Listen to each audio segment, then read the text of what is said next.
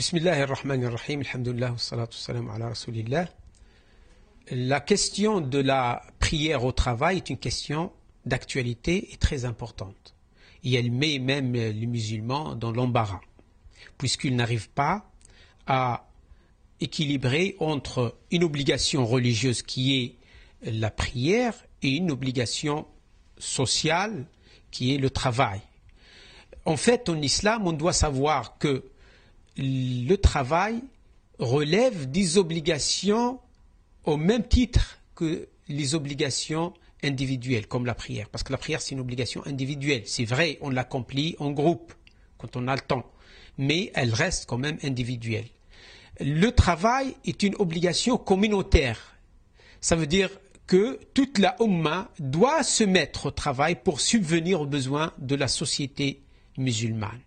C'est pour cela que l'islam fait du travail une obligation, parfois même plus importante que les obligations religieuses.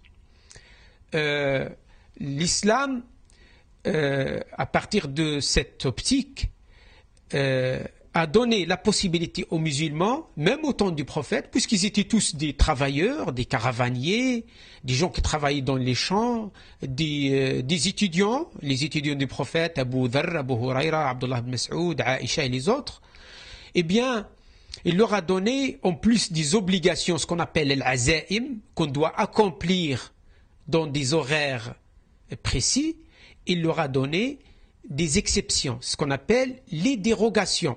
Quand on est dans un cas extraordinaire, inhabituel, eh bien là, on doit user de cette dérogation justement pour se trouver à l'aise avec la pratique des obligations religieuses comme la prière. Nous savons bien que la prière est une obligation.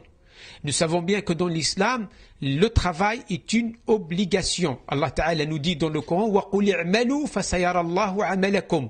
Dit œuvrez et Dieu verra vos œuvres ainsi que le prophète et les croyants. Et certainement là, le prophète et les croyants verront les œuvres de cette dunya, les œuvres profanes dans ce bas monde, mais pas religieuses, parce que les œuvres religieuses sont contemplées uniquement par Dieu, gloire à lui. Donc là, au niveau du statut, ils sont à part égale. La prière et le travail ont le même statut. On n'a pas le droit de faire l'une au détriment de l'autre. Il faut toujours chercher la réponse en islam. Nous avons également cette dérogation qui est mentionnée par Abdullah ibn Abbas dans Sahih al-Bukhari, dans Sahih Muslim, dans Ibn Majah, Tirmidhi, Nasa'i, c'est-à-dire les livres du hadith, et que les compagnons pratiquaient à grande échelle dans la société prophétique. Je parle de la société prophétique qui est l'exemple pour nous. Nous avons ce qu'on appelle l'assemblage des prières. L'assemblage des prières. Il y a aussi le raccourcissement des prières, mais ça ne concerne que le voyage. L'assemblage des prières, lorsque on a un travail important, ou lorsqu'on habite un peu loin de la mosquée, ou lorsqu'on a une tâche qu'on ne peut pas arrêter au milieu, on doit rassembler chaque deux prières ensemble et les accomplir de deux manières différentes.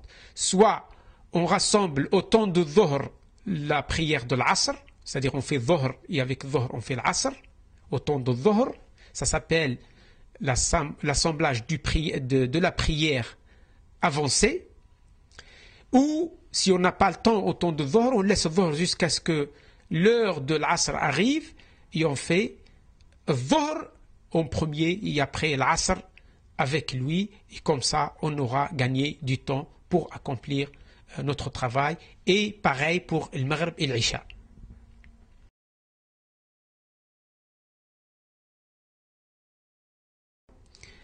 Maintenant, en ce qui concerne l'assemblage des 4 prières le soir après le travail, je vous dis, chers frères et sœurs, que cela est hors norme.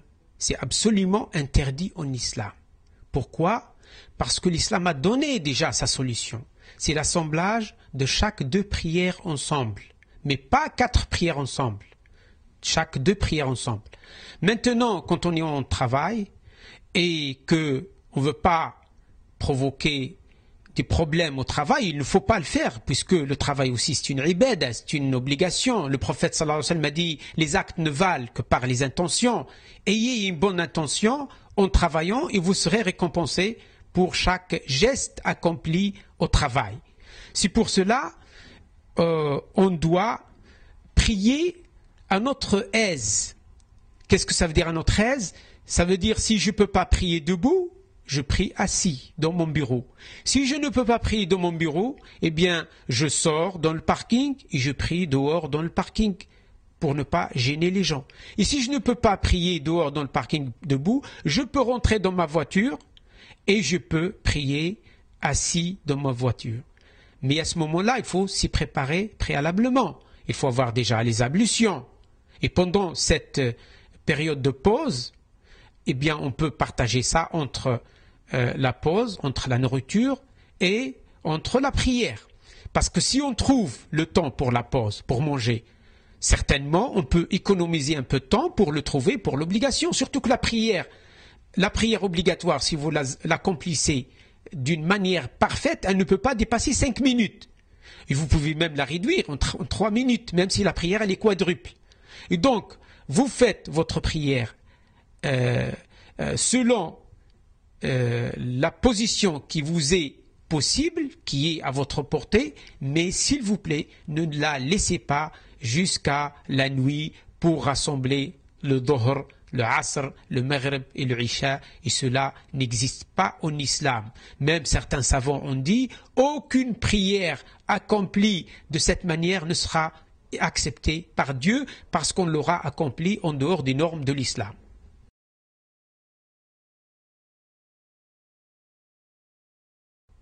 Alors, on a dit que le travail est une obligation, est un droit également, est un devoir. Devoir vis-à-vis du patron, vis-à-vis de la société, vis-à-vis de l'État, si on travaille à l'État.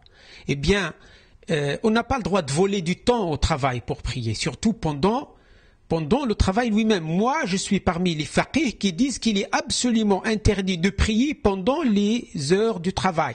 Tu as le droit seulement de prier pendant le temps de la pause. J'insiste sur cela.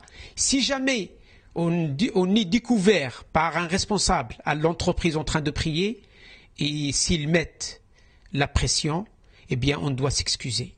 Parce qu'on est, même islamiquement, même religieusement, on a piétiné sur les droits des autres. On n'a pas le droit de prendre du temps de l'entreprise. Parce qu'on est payé pour accomplir un certain nombre d'heures.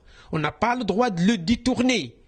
Cela est foncièrement anti-islamique. Alors vous me dites, eh bien, je prie pas. Je te dis non, il y a toujours le système des dérogations. Tu peux prier, eh bien, ne mange pas et prie pendant la pause. Pourquoi tu pries pendant les heures de travail? Prie pendant la pause. Je pense pendant la pause, même ton patron n'ose pas te l'interdire. C'est pour cela, soyez sages, et quand vous faites une erreur à ce niveau-là, soyez intelligents et demandez pardon à vos responsables, et comme cela, vous donnez une belle image de l'islam et de vous-même.